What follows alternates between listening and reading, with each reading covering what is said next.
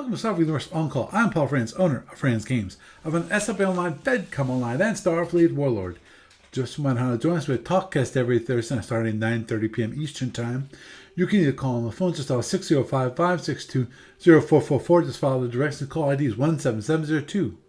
Or you can participate on the web. Just go to the Talks website at www.talkshoe.com. Search for call ID 17702, or you can look for SFU On Call or Starfleet Universe On Call. You should be able to find us there. But if you want the best online experience, what you want to go to is you want to go to twitch.tv, yes, twitch.tv/SFU On Call, and you'll find there. You can join us there and watch my beautiful broadcast and, of course, see my lovely face. Now, if you need to contact me for any reason, my email address is sfuoncall@gmail.com. It's SFUONCALL@gmail.com. Also, if you want to follow me on the Twitters, or X, or whatever it's called these days, I know I'm still on, and even though there's people still leaving, I'm still on, kind of. My accounts are there. And of course, those are SFU On Call, and also for my personal account, that's Paul Franz, PaulFranz. There's no T in that. And my business account, which is Franz Games, FranzGames. And of course, the lovely TalkCast gets to the podcast available on iTunes and various other feeds around the net. Some quick news from ABD this week.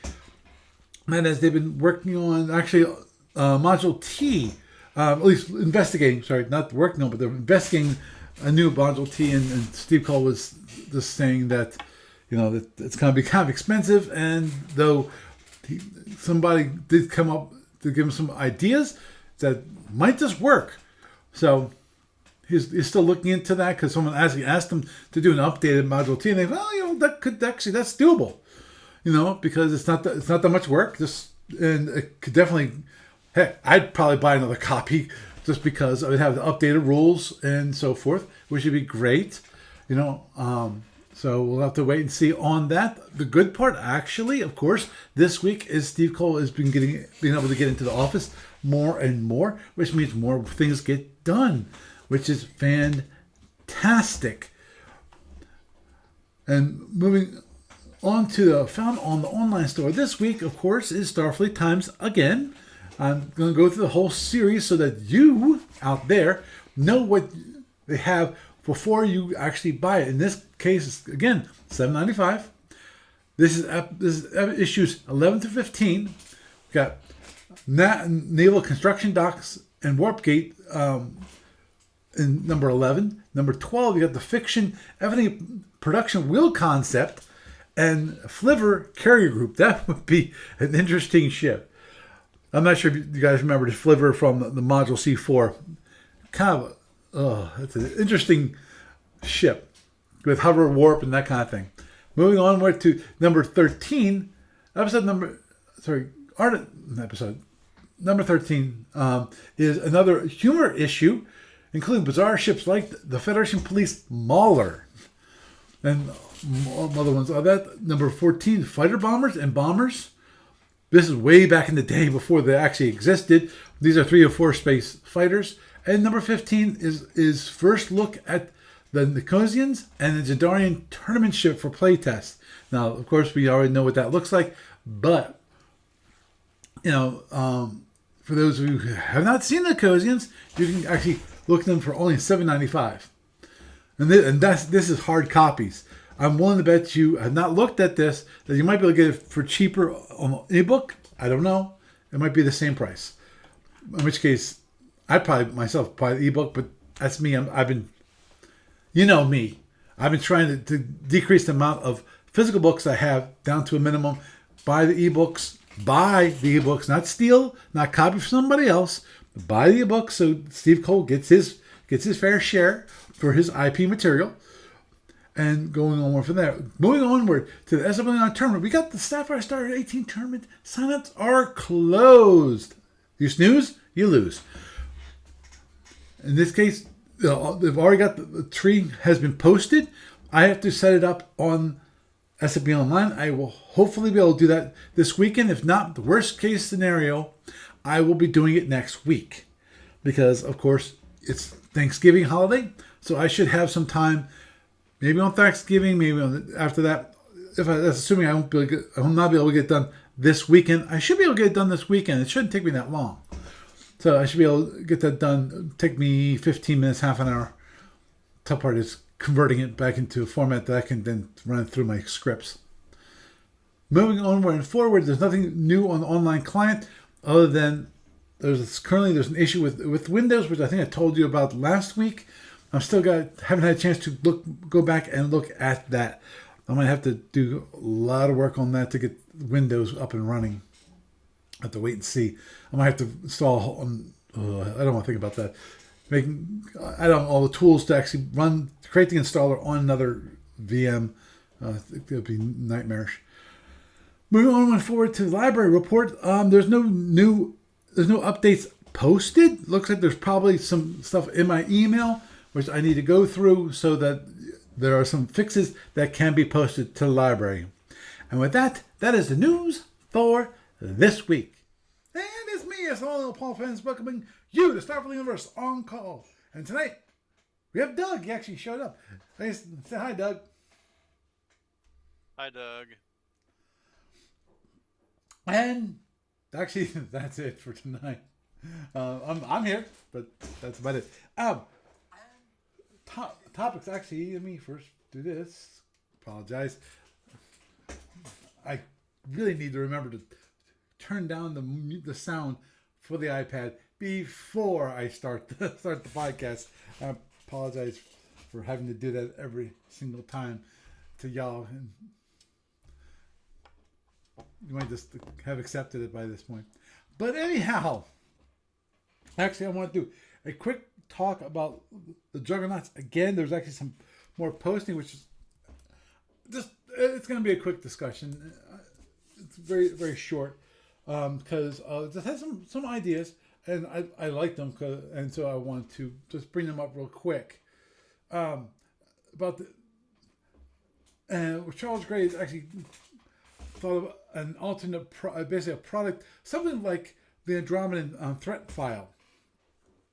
Put it up because you have the Juggernaut with the different variants and so forth. The whole idea in my mind of what they're talking about in the Juggernaut threat file is basically to have a number of ships in the Juggernauts that would allow you to run a campaign with you being the Juggernaut. Actually, the Juggernauts actually being a playable empire. Which I think would be kind of cool. Obviously, the question is, how many people actually would buy it other than me? And actually, I know I would buy it. I know Gary Carney, he would buy it too, which would be kind of cool. And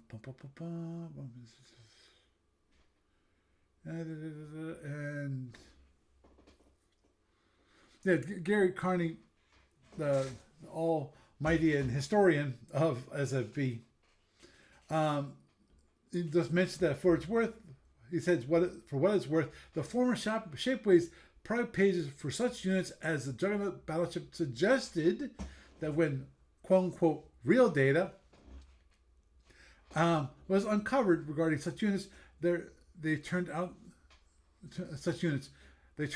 to be remarkably close to the intelligence estimates worked up for those in the Starfleet Academy simulators. But again, this would not have made it definitively so, at least not without formal verification in SFB terms. And of course, even if such quote-unquote real units were existing, it need not necessarily be in the alpha where such data is to be directly sourced. And which I think Gary has a good point. In just because of when it comes to the Juggernauts not only, at least according to the history of the Juggernauts, is that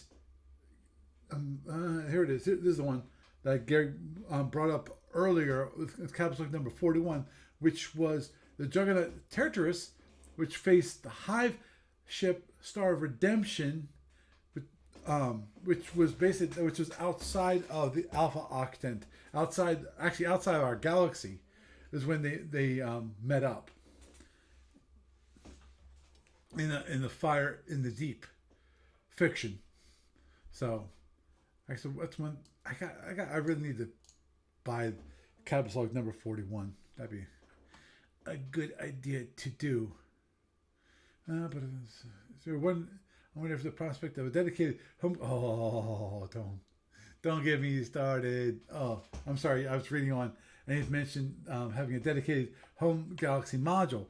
Lord knows, That's one thing I would love. I know Gary would love, which is the only in home galaxy and some of the history.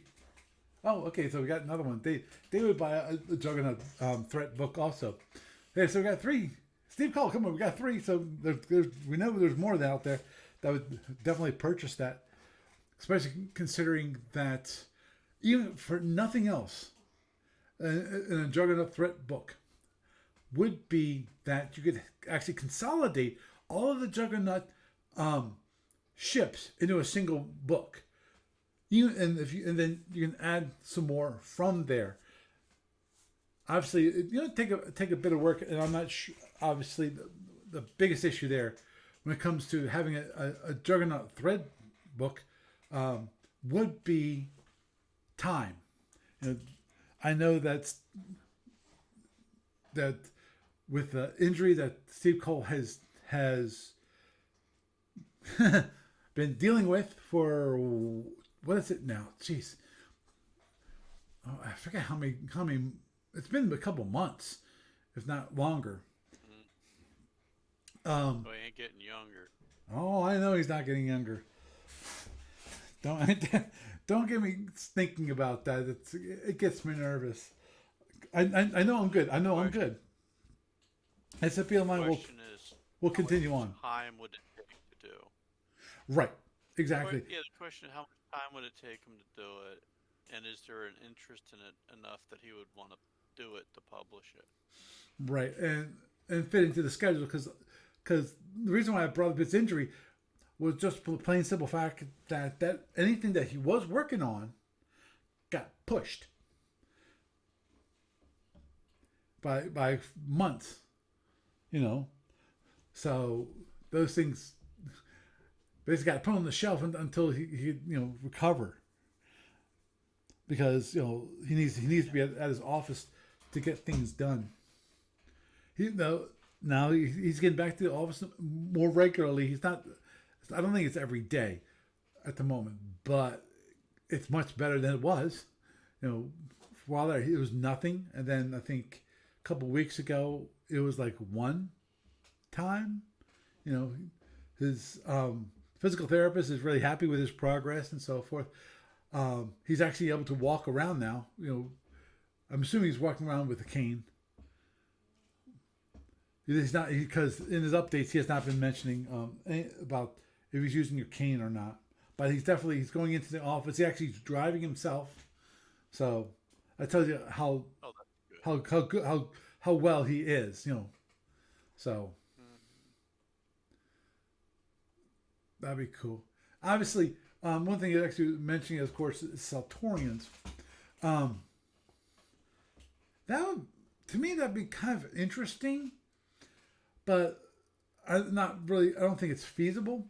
Because, of course, one of the things that the Saltorians do is they send out all of these expedition fleets to all over the universe. To heading towards different galaxies. Just in case. Looking for the Tholians. Where did they went? Where did they go? And then under this rock, under that rock. Agreed. And actually, one thing about the Tholians is that, at least I don't know. It's possible Gary knows this a lot better than I do. Which is, I'm not sure if all the Tholians went for our galaxy, or if they kind of spread, to different galaxies. Because I know that they did stop by like one galaxy on the way to ours, I think, or a part of, or another expedition did that on the way. That's part of the 412th Battalion. I don't. Gary is a better person for that kind of history. One of the things to consider is that, a lot of the stuff wasn't necessarily written with a bigger scope in mind. Right. When it was first published. Oh, understood. So it wasn't fully back written the way that you would expect a lot of people to do something with a newly published thing nowadays. Right. The kind of thing that we'd be expecting from like a large company with a humongous staff and everything else. I mean, it's always been a small company with a limited staff. Mm-hmm. Oh, agreed. So, the one thing, and what I was trying to get at is that the Saturnians interact with other parts of the universe and different empires and maybe different types of ships. Now, that takes a lot more work to do. And I'm not saying that they should, ADB should do that. And I agree that it'd be nice for them to fulfill it. Now, one thing obviously is that, and rightfully so, when ADB originally created, we have the Tholians, and then we have the Saturnians coming in a little bit later, which were kind of added on. The Saturnians finally, the reason why the Tholians left their home galaxy, the Saturnians, they finally found them, Now, the thing is, in the original series, the Tholians really, there really wasn't any talk about where they came from. Meaning that they were extragalactic. Yeah, they weren't fleshed out. They were a one-off episode. Yep. In the series, so. Yeah, actually, that's one thing. That for what it is. For the original series, I don't remember if they ever. Nope. They weren't later on in like one of the Next Generation or any other. Now, not in the Next Generation, but there was something about a time or thing that comes out in Enterprise as a huge driving force in that. But there's other people like would give you much better like of a historical thing or a lore thing for that than I could, because I only watched a little bit of that.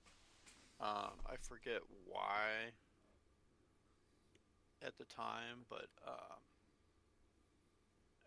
basically they do have more later on, but I don't think it was Next Generation at all. I think it was one of the like umpteen extra little series. I think Deep Space Nine may have touched on it. I know I'm totally butchering the lore, so right. Yeah, those of you out there going, feel free to tell Paul all about it later. So yes, they did have a little bit later on, but not in the original series, which the stuff is licensed off of for ADB. Mm-hmm. And ADB basically wrote their own history for them. Right. Oh yeah, that I know. Okay, this is actually from Memory Alpha Fandom. It's a Star Trek wiki. Which they're saying Tholians are a crystalline species. They had hard carapace that was chiefly mineral. Carapace. Yeah. There were 6 legs that made it possible for them to move in any direction. This is from, there were 2 arms and so forth. From Enterprise in a Mirror Darkly. Yeah, Star Trek Enterprise. There you go. Yeah. And even in the original series, they, they were just literally a pair of eyes on a screen, Right.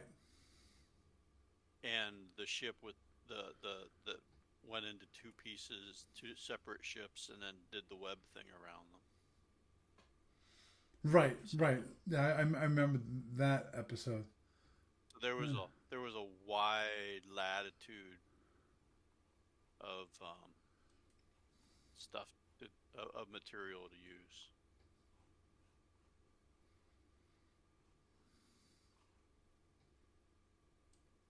Okay. So Do-do-do.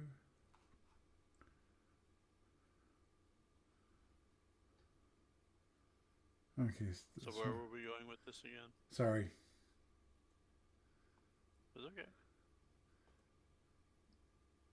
Okay. I'm looking at the Star Trek, the trying to get some sense of history and origins and background from the original. Obviously, you're correct. You won't. Yeah, I know. And just like Oh most, wait, say that again. Say that again. Was I correct? Oh yeah, that feels so good.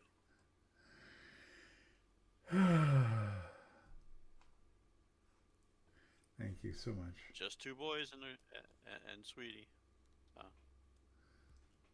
nice to have that feeling.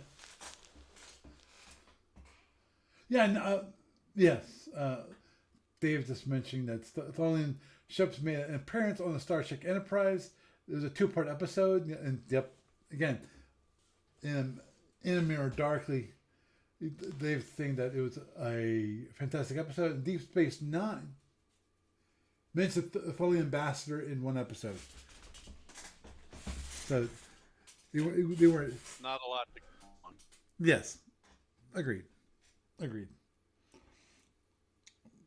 So, and from the sound look of the wiki, they didn't indicate that they were from a different galaxy. Which, of course, as you just mentioned, that when it comes to the Tholians, the history of the Tholians, Steve Cole made them up. Made up the history in the Starfleet universe, which is not always consistent with.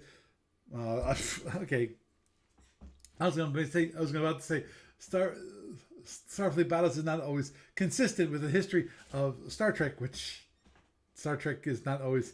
The history of Star Trek is not always consistent with the history of Star Trek.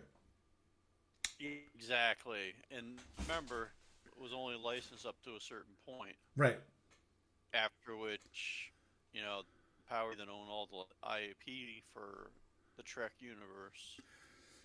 Kind of like put the squish down. Right. That. And obviously, that's one thing that Steve Cole is always concerned about when it comes to modernizing the ships at all. They don't want to run into the possible collision with Paramount. Because right now they'll leave them alone. Because they get their little bit of money, and they're small, so Thing is, he actually beat them in court, which I found to be amazing. So, yeah, but he doesn't want that court fight again. Right. Oh, nobody wants a court fight because invariably, court fight means a lot of money to who gets it? To lawyers. Oh, yeah, among other things, depending on how you go about it. But yeah, the biggest problem with it is that as long as he doesn't stray out of his original licensing stuff, Yeah. he's good to go. And because he showed the wherewithal to beat them in court before, it's on the Paramount side, they're going to lose more money going after him than they'll gain. Right. And that's pretty much probably the driving number one reason why they're leaving him the hell alone. Right. So. Oh, before I forget, because I forgot in the news portion, as a reminder, there is no episode next week. It is Thanksgiving on Thursday in the these United States.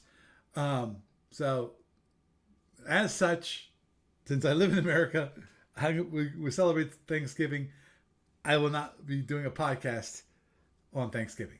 Oh, Like as if that's something new. It's not. Who's been with me for any time that knows that I don't do a podcast on Thanksgiving. I might, I might just do a, Happy Thanksgiving kind of thing, but that might be all I do. I'm not actually going to broadcast or anything like that. okay. So, so if you want to, feel free to text me and say, "Is there a podcast tonight?" And I'll say no. Aw, that's okay. It's all good, Yep, yep. sort of, I guess. Well, I figured I tell you before I forget again, because I said I forgot to put it in the news portion. Um, da-da-da. And hopefully, Steve Cole was actually looking. There was who was it? Stephen Perry was asking for an ADB to produce an updated module TR. He was asking for a lot more in that, but like a whole new tournament set, which is the basic rules, the module T rules, color SSDs, which Lord knows, everyone knows color SSDs are expensive as heck to print out and ship. Black and whites are probably easier. EF, of course, the counter sheet, which is the most, and I gotta love this one. A voucher for an SFU online trial, which Steve Cole and I would have to work out because we've never had a voucher for an SFU online trial. Gives them everything they need Okay, to. so just tell him to put that on his wish list to Santa, and we'll see how it goes. Right. Well, Steve Cole replied about the module TR and definitely mentioned later on that no.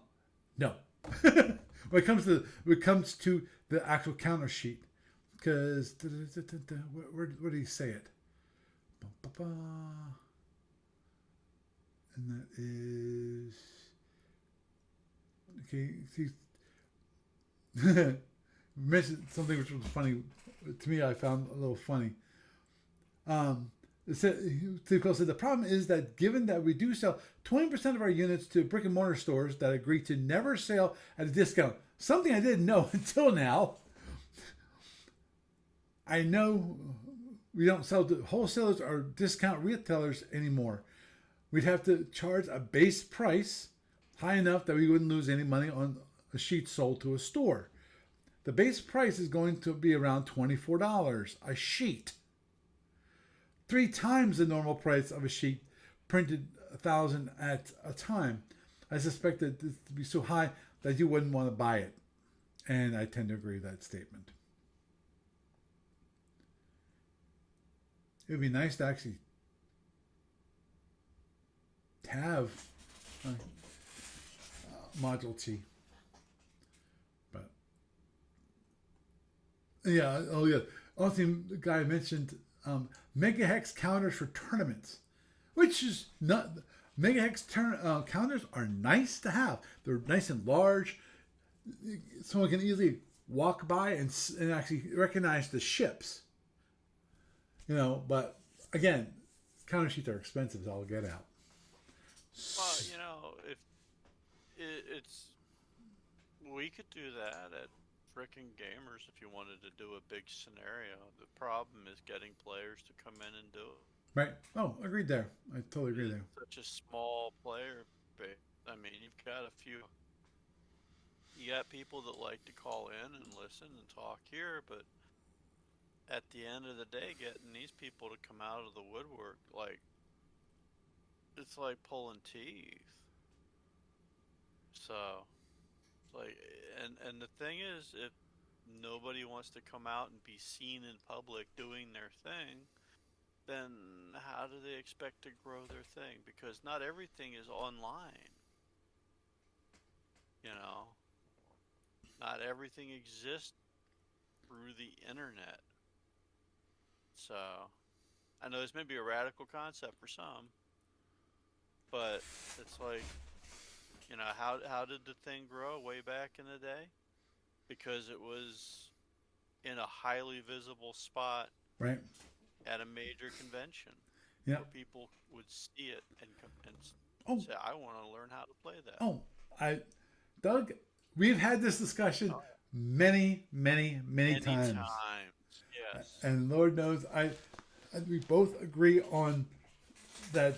We that we feel like ADB did the wrong thing in moving it to a nice, quiet space.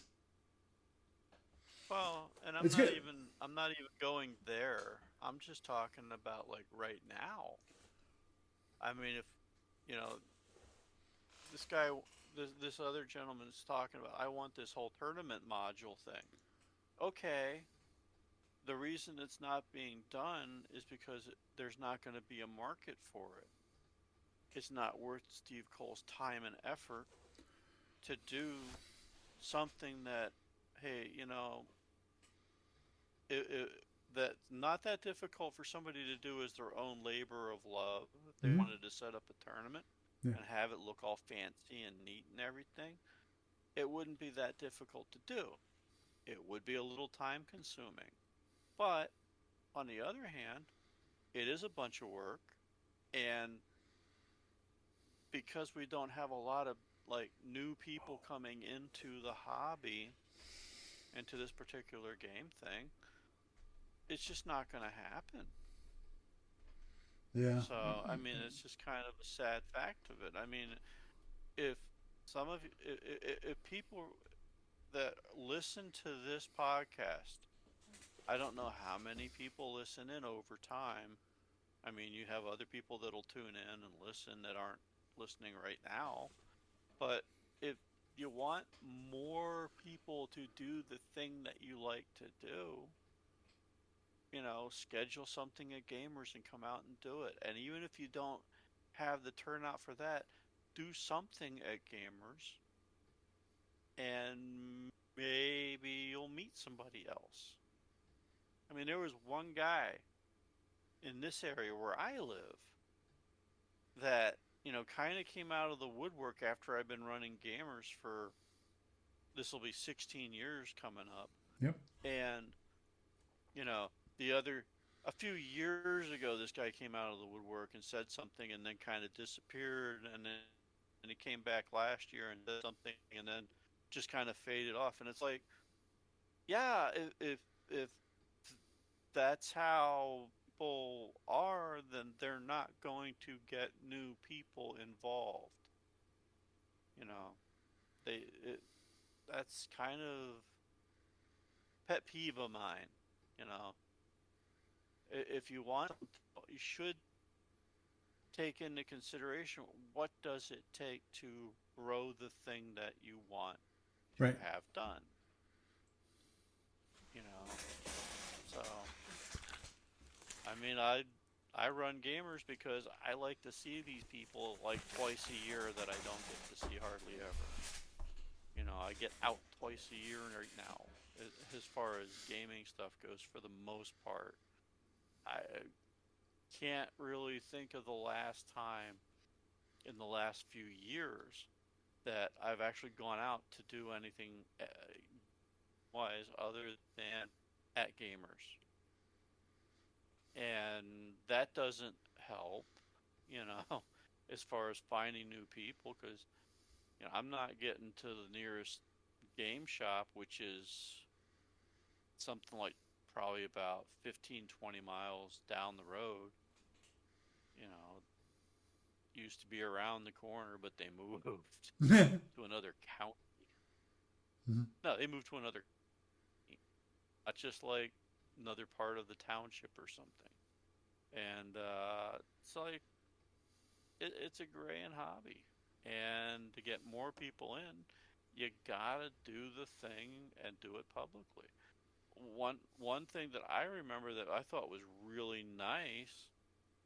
was when a bunch of guys came out of the woodwork and ran some SFB events when we were in Grantville, and they did it with minis on the large map setup.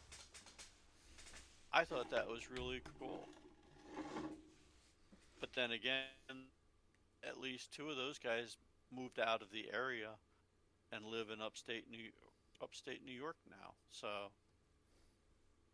it is what it is. I wonder if they play with Peter Pakia. I've no, it's not west. No, Peter Pakia is I up thought he was north. out. He's right near Buffalo. Oh, okay. Sorry, no, No, so I don't Albany. think they're that Albany. Sorry, Albany. Albany. Yeah, I don't think they're that. I don't think they're that close. They're like in. They might. They're in like Troy, New York, that Mhm. area, if I recall correctly. So, I mean, there's more people that play SFB in Troy, New York, than there are in Harrisburg, PA, that I know of. Yeah. That's, Troy is very close to Schenectady. Really? Yeah. It's on the other side of the I have Albany, no clue. Albany I'm Airport. not. All I know is up there somewhere. Hmm. Yeah. Yeah. Well, from Troy to Schenectady is really, for me. It's like looks like maybe half an hour drive. So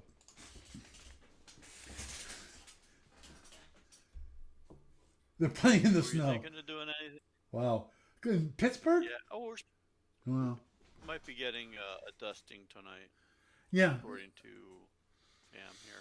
Yeah. Actually, I was looking at. I was listening to Ipawa, and they basically were mentioning for my area, which is southeastern mid central Pennsylvania. Basically, we're supposed to get snow, but that the snow will not lay at all on the roads because it's supposed to be like 36 degrees, so it's gonna fall, hit the ground, melt. Yep. I'm happy about that.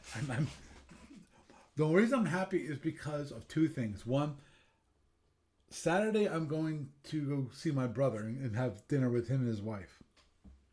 My whole family's going to be doing that. And number two, Friday morning is when my daughter's supposed to go pick up my son.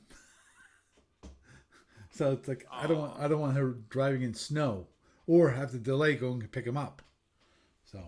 Oh yeah, yeah. From that perspective, got it. Yep. Although, I do like it when it hits and it stays Mhm. and they get it off the roads. Mm-hmm. Yeah. And it stays. Yeah. Oh. And it just looked nice. Oh, I agreed. I love snow-covered trees. It's just And the kids can go out and play in it. mm-hmm. Agreed. It's been a while since I've played in the snow. Of course, most of the time I see snow, it's like, okay, get the snow plow out, snow blower. Which actually I have to work on my snow blower. I gotta go take it to my next door neighbor, see if he can help me with it. Which is one of my tires is flat. I'm not sure if it's a flat or there's something that he can help me with to fill up the air. It maybe just needs air in the tire.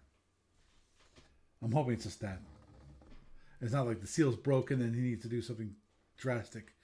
Or at least he could tell me what to do.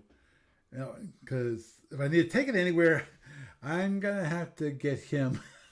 It's like, can we kind of put this in your truck? Because I have nowhere else to get it there. So, Won't fit in the Jeep, huh? No. No, definitely won't fit in the Jeep. I don't think I can put everything down. The flip side of that is if it's just, it could be that you could just replace the wheel. Mm-hmm. That might be cheaper than taking it somewhere. True. And not too difficult to fix. Mm-hmm. Yeah. As I said, first I'll first check with my neighbor because my Another neighbor helped me another fix thing. with a sheared pin.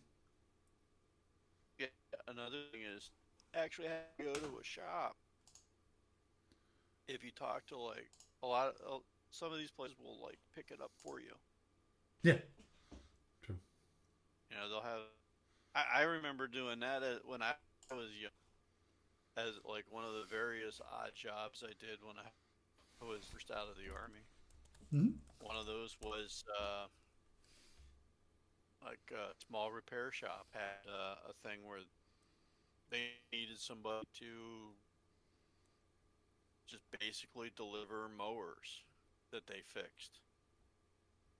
It's like, you know, literally you drive to somebody's place, you take the mower off the back of the pickup or out of the off the trailer, and Hmm. you let them sign for it, and you say bye bye.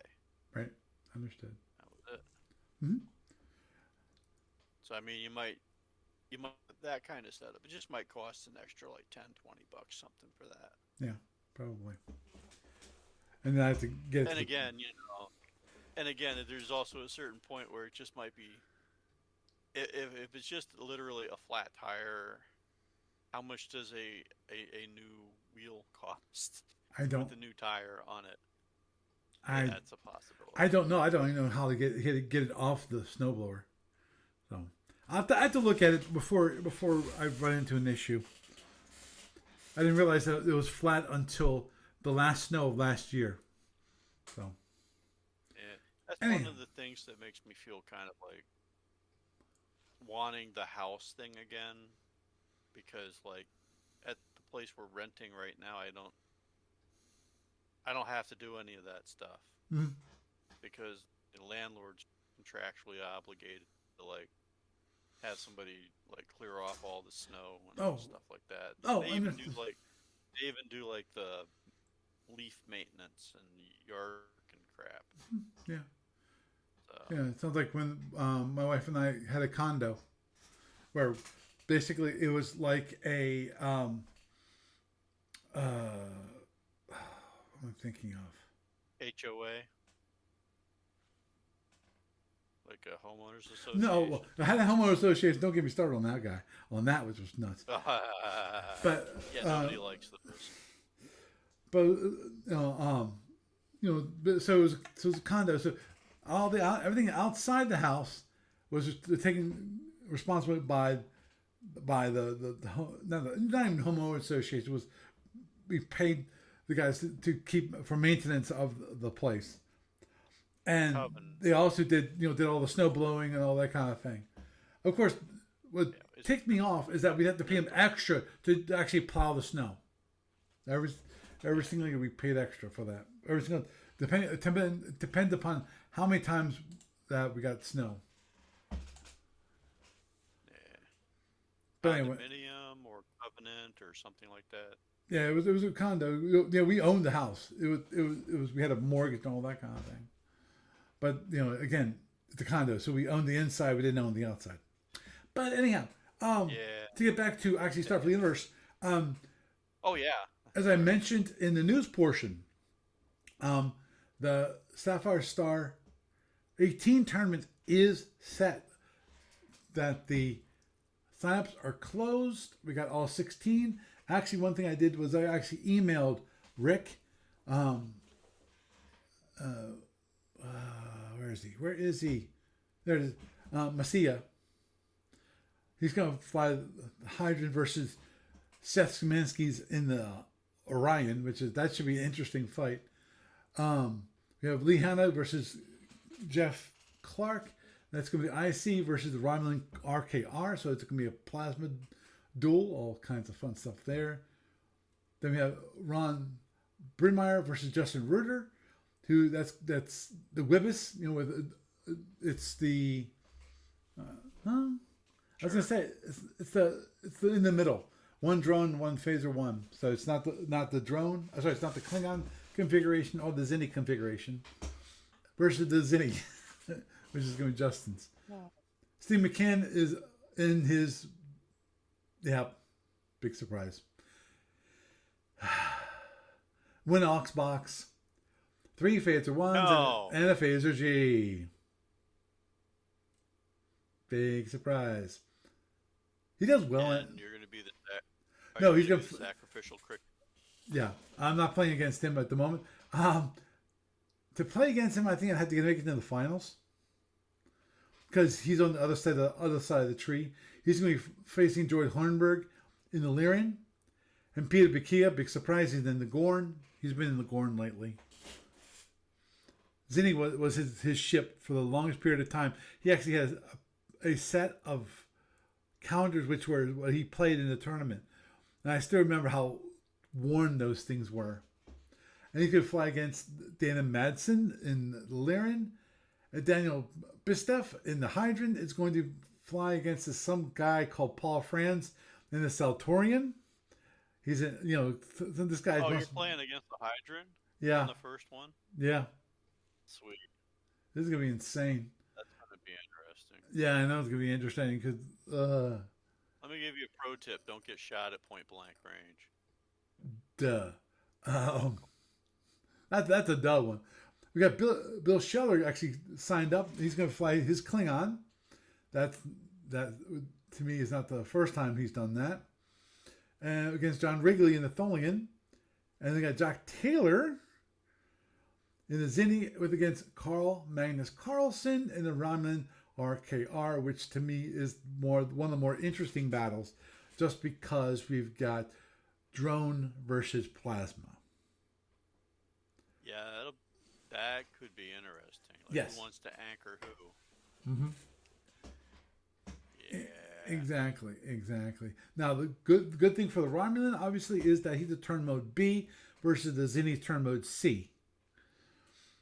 But, of course, the problem is with the Romulan, the seeking weapons cost power, while the Zinti doesn't cost you a single point of energy to arm the weapon or fire it. Disruptors. Yeah. Yeah, well, but he's also got direct fire weapons. That's true. And decent arcs. FAR, FAL. For disruptors.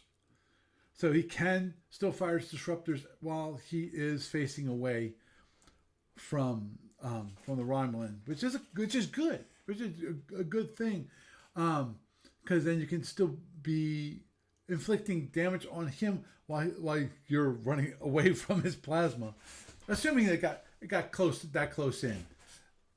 Usually, the Romulan will try to keep you at a distance, and you'll run away from the plasma, which is a good thing because you want to bring it down. And the idea in that case always is timing. You want to try to get it so that the plasma chucker doesn't have as many heavy torpedoes against when you come in for a close-in attack.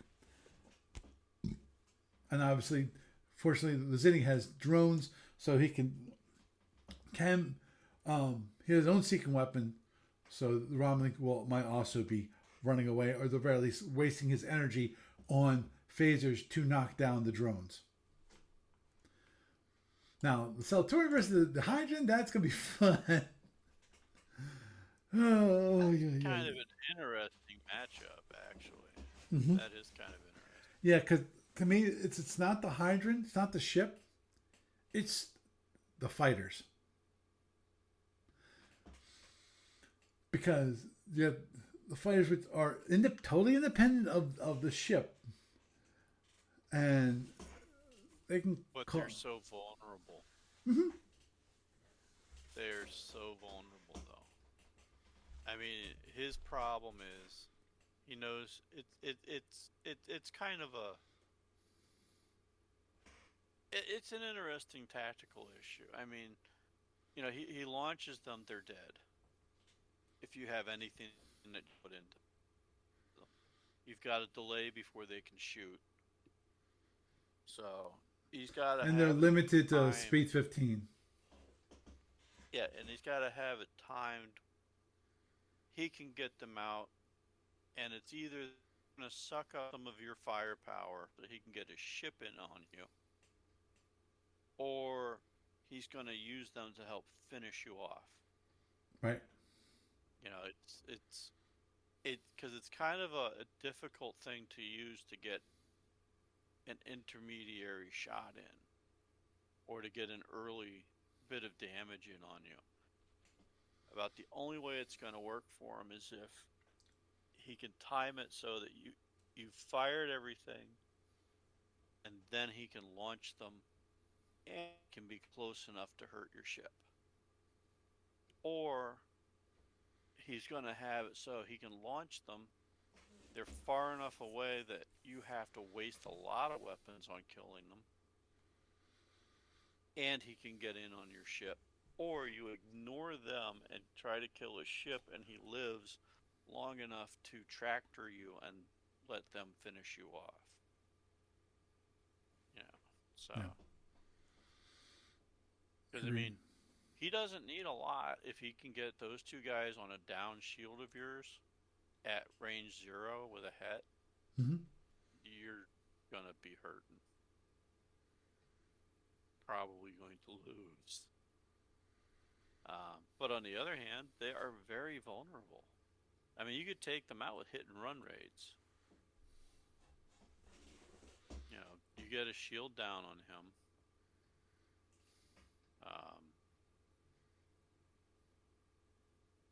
It might be like a desperation move, but you got a lot of transporters.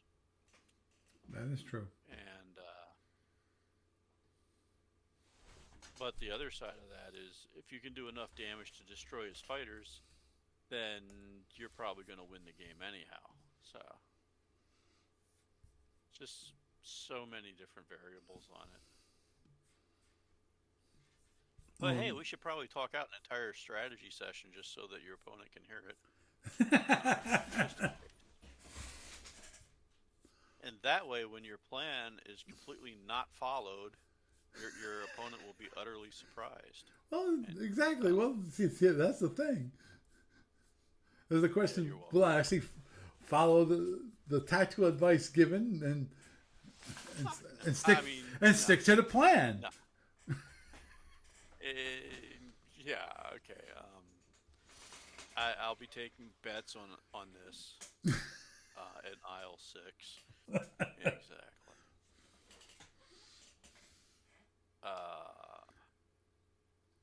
So who knows? I mean, if you want to talk about that, that's kind of an interesting fight, because if there's one ship I could think of in the game that is going to be really particularly vulnerable to your ship, it is that one.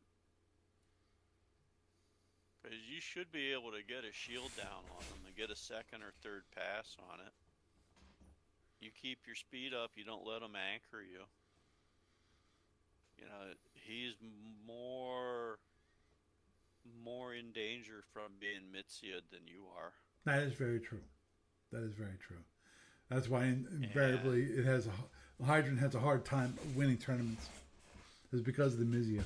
Yeah. Yeah, and that's basically it. Especially when you're getting past the first few rounds, and the fact that almost every tournament's going to be a shark tank, because you know it's the hardcore people left in the game for the most part.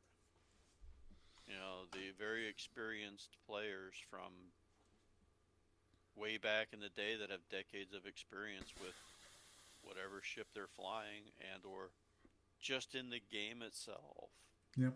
Oh, agreed. So. Agreed. If I beat Daniel, then I will be facing either Peter Bikia, who has been playing for so long, again in the Gorn, or Dana Medson, who's in the Laren. That's assuming I get past the Hydron first. Mm-hmm. Yeah, Bill Schiller's the Klingon versus the Tholian should be interesting. Now, if the Tholian could continue on and I can get to like the Which Stolian? semifinals against against John Wrigley. That would be interesting. Which Tholian version? Oh, that's we did not. It's not posted here. Give me a sec. Since, in case you don't know, I get emails on those. Okay, turn 18, and this is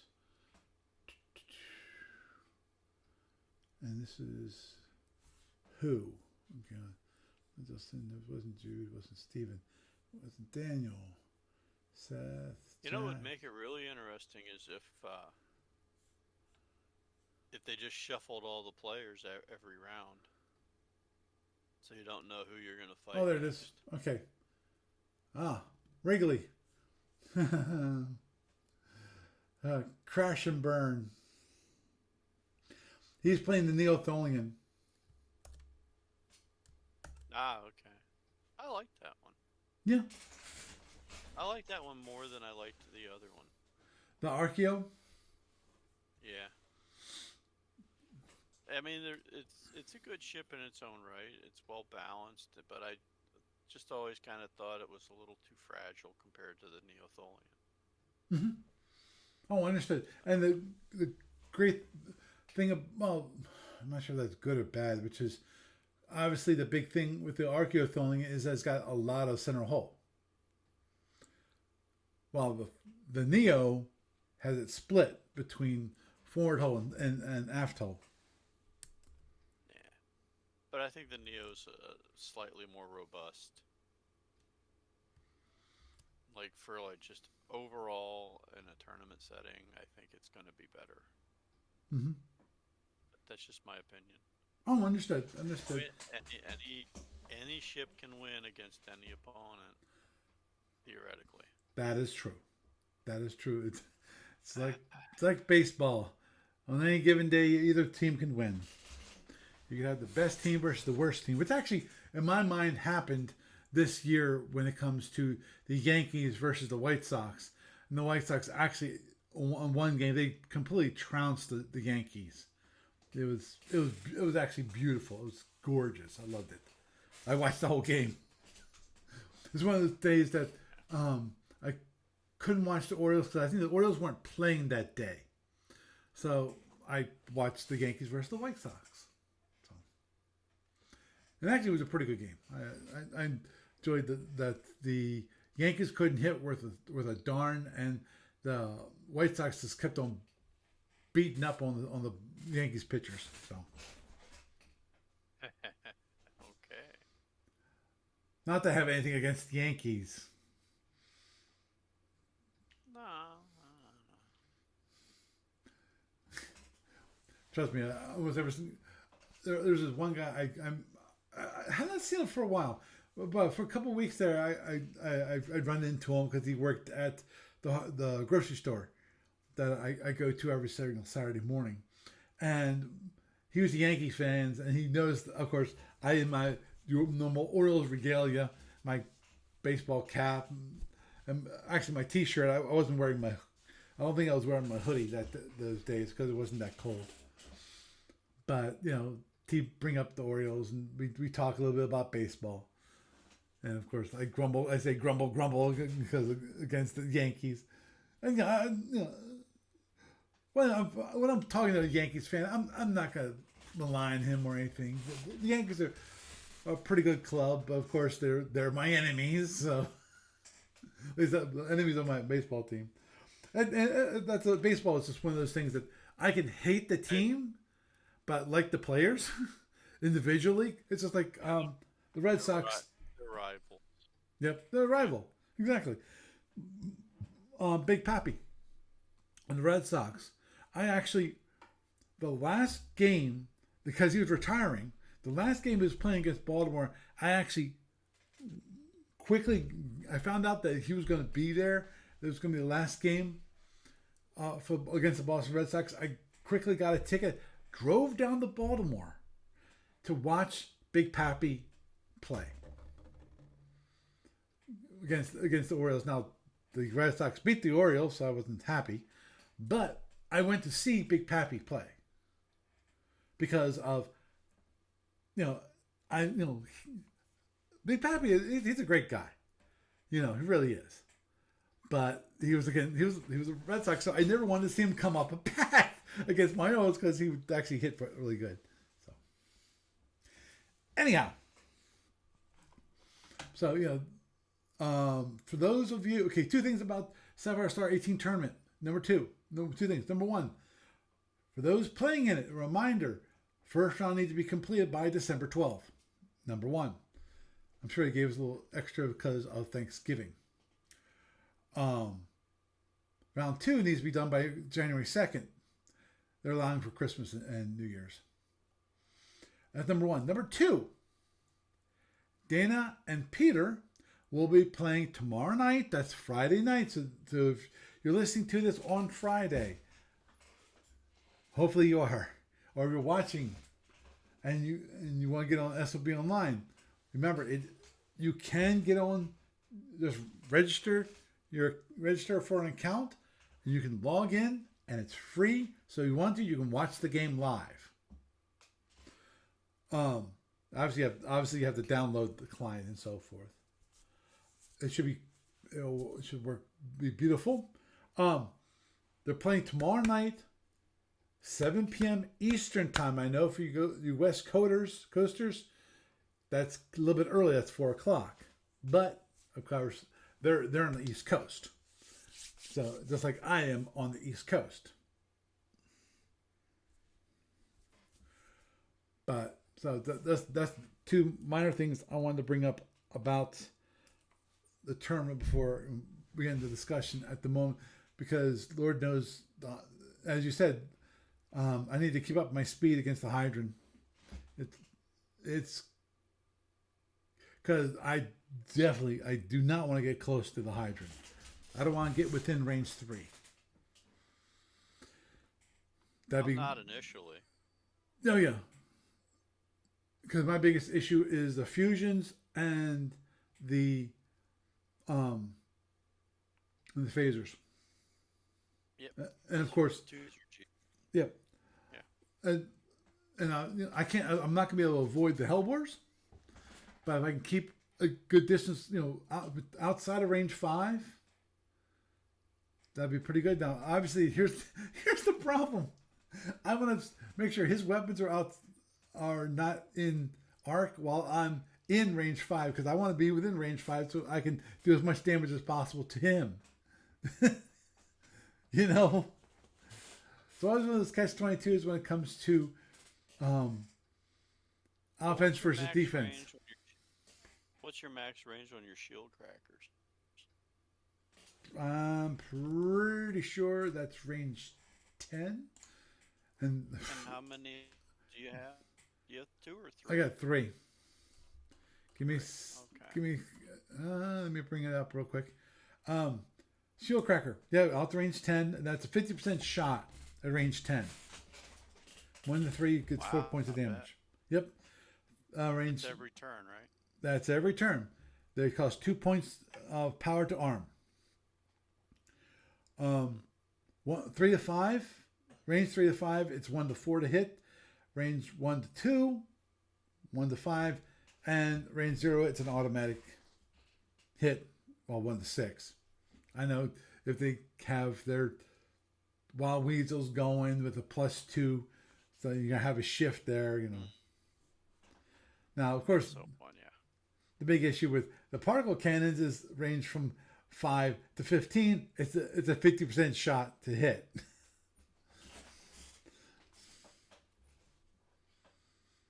Okay. Yeah. But you also have that potential second shot in there too. Yes, I do. Especially if I'm at longer range, and I fire at 2 points from the particle. It costs me 2 points to fire the particle cannon for the first shot. It can only cost me 1 point of energy to fire that second shot. And of course, you can do an overload, which will be 3 points of power for the first shot, and then 1 point of power for the second shot. And that's one thing I have to look up a little bit about the particle cannons, because I know you can't fire two overloads. That I know. But I forget how, if you have to fire your overload shot first and then standard on your second shot, or you, yeah, I think that's the case. That overload shot must be the, wow, Cleveland's beating Pittsburgh 18-6 at the moment. Wow, early fourth quarter. Anyhow, Lord knows I was not happy when the Pittsburgh Steelers beat the Ravens. Don't mind me. But yeah, I'm pretty sure that you have to, as a particle cannon, you have to fire you fire overload shot. It has to be the first shot. It's been a while since I looked up the rules on that, but I feel pretty confident in saying that is the case. So it'd be 3 and 1, so a total of 4 points of energy for each one to fire twice, with one being an overload. So now, obviously, the biggest issue with the second firing is you have to wait 12 impulses. But it's going to be fine as long as your first shot is early on in the turn. Oh. My keys. Curl up a nice ball. He's actually not bothering. I mean, he must be really tired. I'm wondering if he got the chill treats. My one cat, Zooks. Chill. He likes cleaning up after my one cat, and we give her chill treats, because she's really not like skittish and so forth with other three cats, and so we give her chill treats. The problem is that if some other cat eats them, invariably they'll pass out, and that's what he's acting like at the moment. Is that he's not climbing me or anything like that, so he might have had a few of the chill treats. Okay. It was a good kitty. Yeah, well, fortunately, Katara has those treats, and then lately I've been doing my best to give her attention, which I think those two things have really helped her. So, anyhow, actually, Attention can be a treat all by itself. Oh, understood. I wanted to look at something if I could find it. I forget what number it is. There's the webcaster. Yes, I'm looking direct fire weapons. Snare, web fist, web breaker. Okay, we're getting into web fist. The web fist and the web breaker. That means after the web breaker, shield cracker, particle cannons. There they be. Arming cost. Right. Okay, the cost. Okay. Ooh, no. Okay. Here it is. The cost of each shot is as follows. Overload shot, first or second shot for the turn is 3 points. Standard shot is 2 points. If it's the first shot, second shot, it's 1 point of energy. Now, the one thing I need to look up is, I want to see, can you do that? Pro can fire up to 2 shots a turn, but cannot fire a shot within 12 impulses, including a shot fired from the previous turn. Either shot is given in a turn, but not both shots. Either shot in a given turn, but not both shots, can be overloaded, and the overloaded energy can be power that was allocated by the power capacitor or drawn from reserve power. Note that the reserve power might be allocated to the capacitor in mid-turn to allow for overload shot later in the turn. Yeah, because it's a capacitor. In theory, what you can do is, if you know you're going to lose your batteries, you can transfer the energy into like one of the particle cannon capacitors, so then you actually can fire overloaded. So yeah, so you can overload. You can do one shot per turn, but it can be the first shot or the second shot. So if it's the second shot, then you're using 5 points. You could theoretically go in there and get like all four of them to test his shields, and then use the overload function to take down the rest of the way.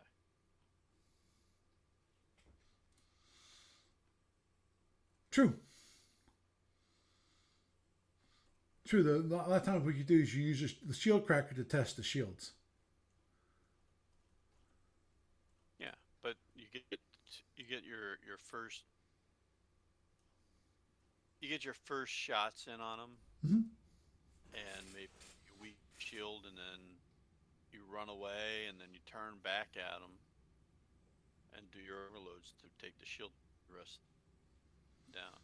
Mm-hmm. Then use your phasers to Mitzi the other guy. That is an interesting idea, which is basically fully charge the capacitor, and then come in slow. I was thinking about coming in Not too slowly slowly. and then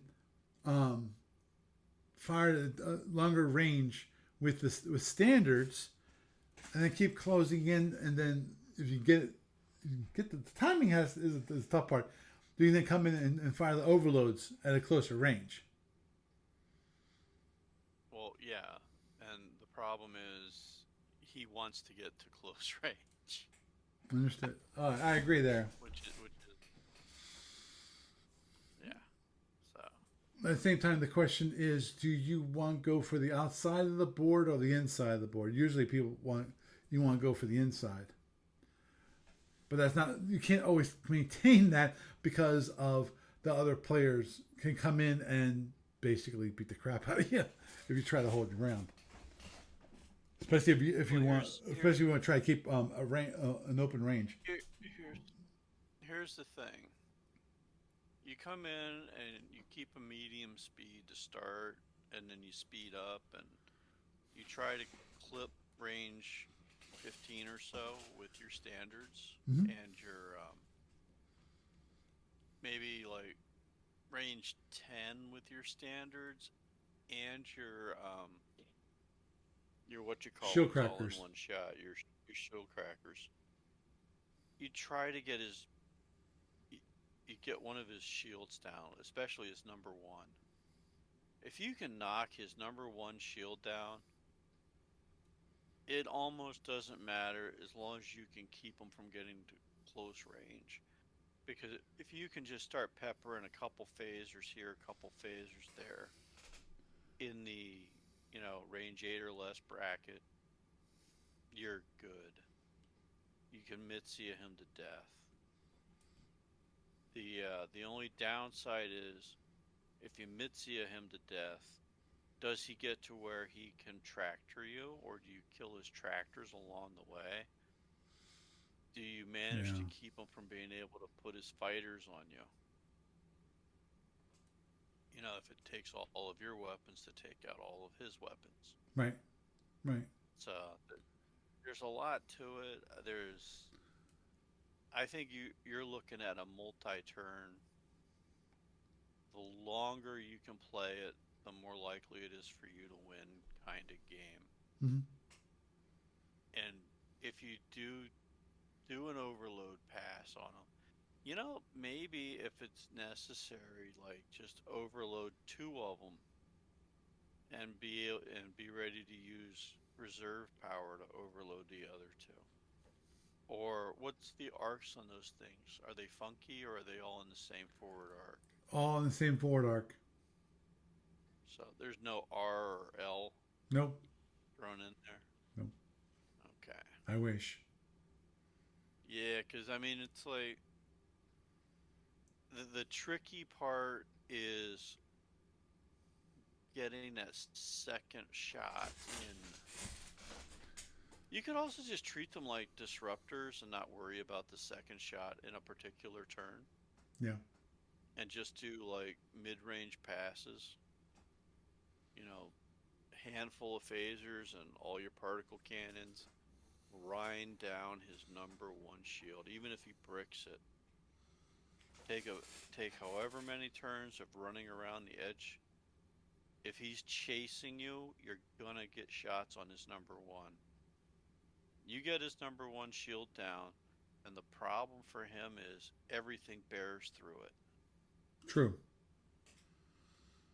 And So you take out his number one shield, and then you just Mitzi him. So, and if he launches those fighters and he does it at range, so he can chase you down and then let the fighters come in later. Hey, guess what? You can come back around and kill those things with particle cannons at range. Cripple them, hmm you know, essentially neuter them. right. The other thing you got to be really aware of is he has dual bays on that. So if Correct. he starts with two, he could start with a pair of suicide shuttles and load a couple partial suicide shuttles too. So that when he does get in close on you, he launches the partials. You kill them, they explode. Okay, they were king, yay, and then he launches the big ones. Or he just, launches them randomly. It doesn't matter how he does it, but he gets multiple opportunities with that dual bay that could really hurt you. Yep. Oh yeah. Oh yeah. So, but again, none of that really means much if you Mitzi all his weapons off. That is true. If he And has no weapons, and, it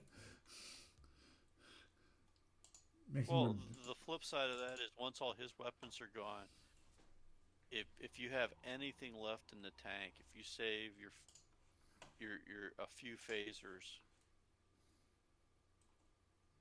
the gamble part is, can you kill his fighters? I mean, you can tractor them at range 3, and he can het to get out of it, but it changes his attack vector because he has to burn a het to do it. Which means if he burns a het to do it, even if he gets to range 0, he can't then het on your ship to get a down shield necessarily. True. Um, if if he doesn't and you hold him out at range 3, his effectiveness with them is massively reduced. So if he does fire them at range 3, he's basically could be potentially wasting them. So there's just so much to it. And of course, you've got your own shuttles. Do you Yep. have dual bays on that thing? No. So yeah, you could theoretically, if you really wanted to, do the non-overloaded occasional hit with the particle cannons and a handful of phasers to grind his shields down and run away while charging up a pair of suicide shuttles to go with the two that you start with held. hmm And you could really mess his day up too, especially if he's stern chasing you. You get a shield down on him and you start knocking his phasers off, and maybe you get lucky and knock off a tractor or two. hmm You could put him in a position where you've got a couple of suicide shuttles as roving landmines for him to run into or run around. So, and if you tractor him, then you could actually maneuver him into them. So, just a random thought. Yeah, but of course that means getting close, and hopefully by that time you've knocked down definitely the fusions. Um, in some of the phasers. So Yeah, your biggest concern for him is getting rid of his two gats eventually, mhm, exactly. and his fusions. And if you get rid of like all four fusions, by that time you'll have gotten rid of his Hellbores and all of his phasers. Like I said, he's really vulnerable to Mitzi attacks. Hmm. You get rid of his tractors though, that's huge. Um, Yeah, especially if he wants to use his fighters as basically additional weapons for the ship. I'm not saying that he will do that against a Saltorian. Obviously, I've seen that being done against like plasma arm ships to have the additional the gats out there. yeah. The real question is going to be, when does he launch his fighters? Does he keep them in? Do you get to Mitzi him? Do you get to grind down a shield of his? I'm thinking almost to the point that you should probably just hold your shield crackers and play phaser boat with him and just make him chase you around, control the middle of the board. Don't chase him. Um, if he tries, he could try the subtlety game and just weaken one of your shields and start doing the Hellbore thing, um, which is a distinct possibility, especially if you try to Mitsuya him, he might try to Mitsuya you. Right. Which would be kind of funny because if you're making him chase you, then it's a stern chase for him. But on the other hand, he's only got two Hellbores, not four or three. So I think you got an interesting fight, and really, it's going to come down to pick a tactic and see what he's trying to do, and see if you can get one of his shields down so you can just Mitsuya him. The hardest part of the whole thing is getting a second shield cracker attack in a turn without getting overrun. Um, it's possible you might be able to do it, but the question's going to be, do you manage to do it without burning a hit and leaving yourself vulnerable? I don't know. It's just so many different variables in this one. Mhm. Understood. Understood. Well, see if I can get him lined up for maybe next weekend, possibly. Have to wait and see. Okay. If you feel like stopping up here sometime, let me know. We'll do. We'll do. Well, with that, I think we'll close it up for tonight. Doug, it's always a pleasure. Well, thanks for having me on. Always nice to come on and talk. Yay. Hey. See you, Omaha. She is napping away. Awesome. Got the same thing for Zooks over here. It's probably the snow coming. I Yeah. feel the snow. It's time to hibernate-ish. Gotta save my energy. Yep. I'm a cat.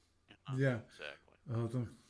Don't get me started. I'm sure the cats are going to want to be outside. They'll see how cold it is and go back inside. Yeah, because we have a side porch here, so we can open up the side door, lift them out onto the porch. Because it's screened in, they can walk out, and then they'll realize how cold it is and come back in, and we don't have to worry about losing them outside. So. She has been an indoor cat her whole life, which is interesting because her parents were outdoor cats. Mm-hmm. But she actually got out once at my mom's house. Mm-hmm. looked around, said "screw this," and went back inside. Yeah. And then at the apartment that we were at for like 3 years, she got out like she went out into the hallway like once or twice, and then said "screw this" and went back into the apartment. I Like, understood. Yeah, she likes the familiar. yes, there is that. So, Yep. Okay. Well, Doug, you have a good night. thanks, you too.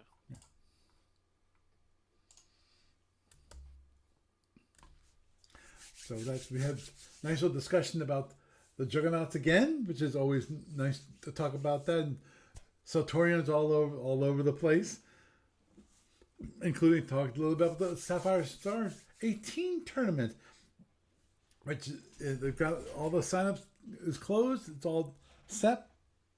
As I said, there's a game happening 7 o'clock Friday night. That's going to be November 22nd.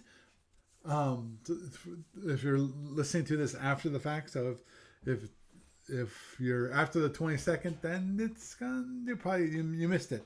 Well, at least you missed the first part of it. You never know with SFU online games if it's going to be a 1-parter, 2-parter, 5-parter. All depends on the game. Well, with that, I am Paul Franz, and I bid you a good night.